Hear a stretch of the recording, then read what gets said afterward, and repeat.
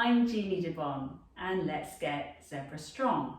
So I've got a very quick and simple hack for you to help improve your lumbar stability. So if you've been in pain for a long time, you've had chronic pain around the pelvis, hip instability, SI joint instability, it can be quite hard to start building that pelvic stability.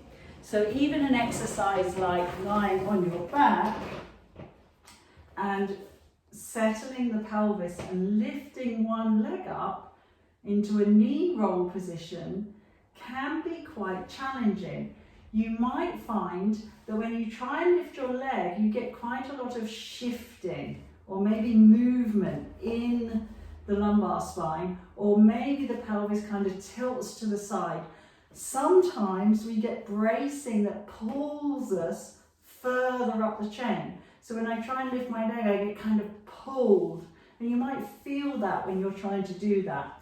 Now, obviously, what we want to try and do is make that pelvic stability as nice and heavy and as stable as possible.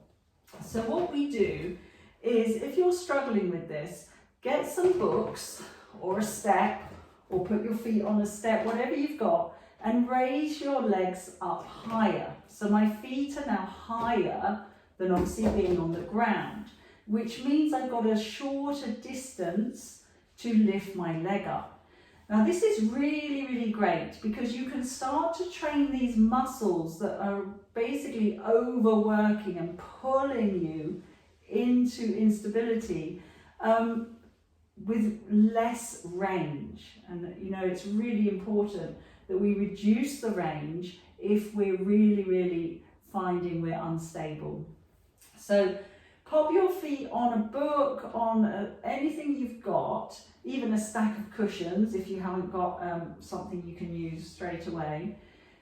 Let the pelvis settle into the ground. So really let the thigh bones drop into the socket. So the front of the thighs are actually quite soft.